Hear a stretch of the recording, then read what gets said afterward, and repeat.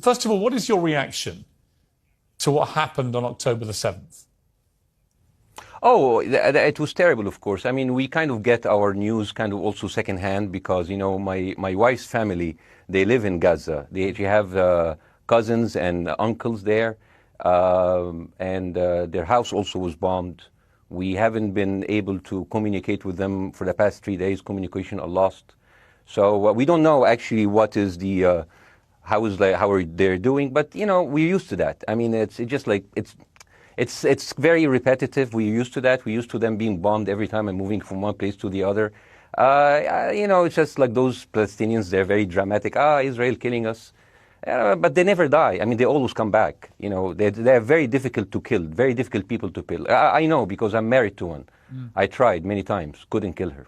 So if you look to this graph, for example, this is the death of Israeli and Palestinians, and it's changing from 1 year to year. It's like fluctuating like crypto. So my question is today, what is the going rate today for human lives? I mean, 2014 was a great year for Ben Shapiro. 88 Israelis were died, and there was 2,329 Palestinians killed on the other side. That is one Israeli for 27 Palestinians. That is a very good exchange rate. What I'm saying is, what is the exchange rate for today? You guys will be happy. That's my question. Well, it's not me, guys. I'm not on either side. No, not you. Like when I say you guys, I say like the people on the other side of that. I know that you don't think like that, Pierce. You're one of the good guys. But let me tell you something. I mean, the reason that I'm using this is that, I mean, I can't remember what happened in 2014, and there was no music festival, but there must be something. I mean, they must do something. It is their fault. It has to be something. I mean, 2018, 300 Palestinians died. Who's counting, you know?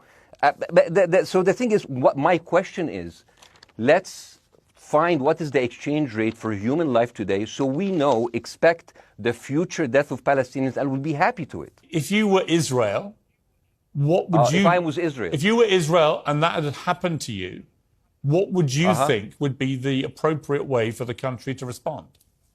I would do exactly like Israel did, kill as many people as possible since the world is letting me do it. I mean, I can do it because I can, you know. But the thing is, like, you know what, I agree with you. And you know what, I'm going to be even ahead of you because I see the question coming. Do you condemn Hamas for the atrocity? Yes, I condemn Hamas. I condemn Hamas. Hamas is the source of all evil. They're a reason for everything. And you know what, let's for a minute imagine a world without Hamas. Right. What will this word look like?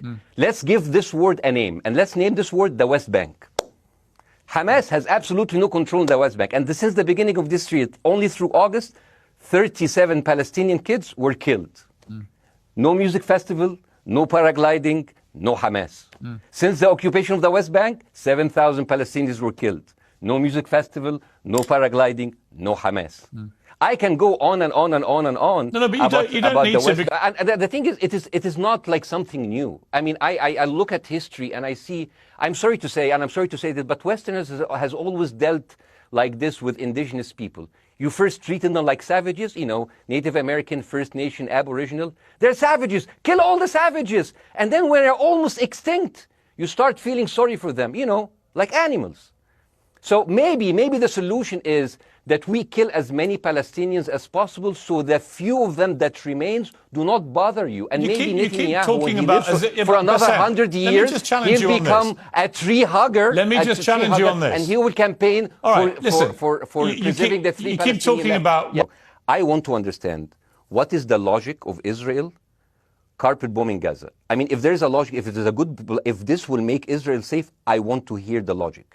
So if they continue bombing, what are they hoping to achieve? Well, I think we know what their stated aim is. Their stated aim is to eradicate and wipe out Hamas. They believe Hamas are living predominantly in northern Gaza. They also are aware they're living amongst civilians. So it's an incredibly difficult thing. As I said in my monologue, you know, it is very, very difficult to see how they do this without massive collateral damage. So if I can understand this correctly, basically Israel is doing this to pressure the Palestinian community in Gaza to turn against Hamas. Is that right? I'm sure that's part of it, yes. That's part of it. So this is exactly what terrorist organizations do, because terrorist organizations will have no chance beating a whole nation in battle. So they terrorize and they kill the civilians in order to spread fear and terror so they can turn against their government to change their policy or to resign. You have just compared Israel with ISIS. No, I haven't. I don't see any comparison between It's going to be the headlines tomorrow. Piers Morgan, Israel is ISIS. Only amongst people. You know what? I'm going to do something that nobody done on your television. You know what I'm going to do on your episode? I'm going to pretend that I'm an Israeli citizen. I'm going to put myself in the place of an Israeli settler in the kibbutz. And I want to speak to my Prime Minister, Benjamin Netanyahu. Mr. Benjamin Netanyahu, I have voted for you because you have promised us peace and prosperity and security. On the 7th of October, those son of bitches Hamas, they went into the fence that is regularly heavily guarded. Usually if there's like a dove that comes close to it, it will be shot. Those people went in and they went for 6 hours before IDF forces was deployed, killing our friends, our families, kidnapping our grandmothers and babies, and went in.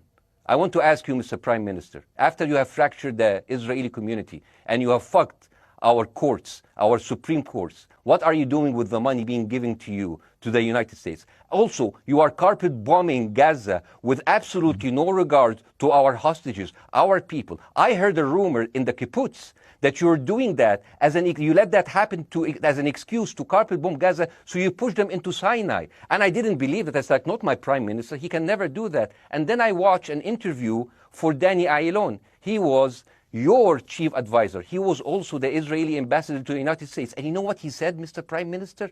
He said that the solution for those Palestinians is to go into a vast land of Sinai and live into tent cities temporarily, temporarily, wink wink, until we build Gaza again, and then we invite you back.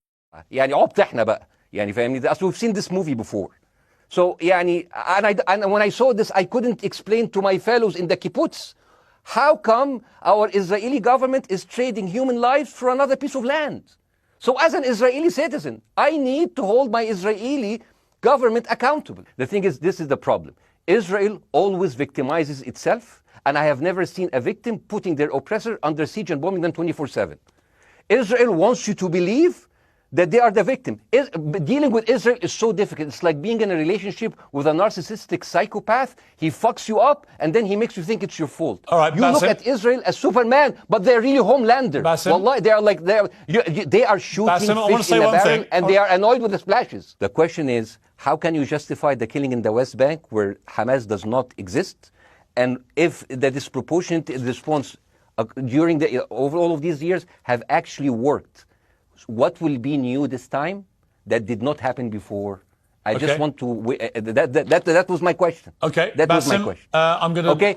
So now, if I ask the question, can I say something on my side? Well, a little bit personal? Bassem, with respect, a little bit personal. Bassem, with respect, I gave you half the show to have your side. Jeremy's had a lot less time. I'm going to have to. You want move me on. to leave? Bassem, or do you want me to stay? I'm going to have to let you go because we've been on there with you for 40 minutes. Okay. Now, Bye bye. Right? But listen, bye bye. I would like to talk to you again, and thank you for joining the program. I appreciate it. Oh, by the way, my wife's family is all right, and they sent us a house. It's bombed. It's beautiful. It's going to be a good like Halloween theme. So well, I'm very sorry for what your family are going through in Gaza, and I mean that very sincerely. By the way, I don't know. I don't know I don't know him. By the way, I haven't actually met them. They didn't even come to my wedding. They couldn't because they are stuck in Gaza. Okay. And she never saw them because Gaza is not a destination. Bassem, as I say, we hear their voices. And it's they die. It's fine. It's fine. Bassem, I wish your family all the very best. Thank you for joining me. I appreciate it. I don't. Thank you.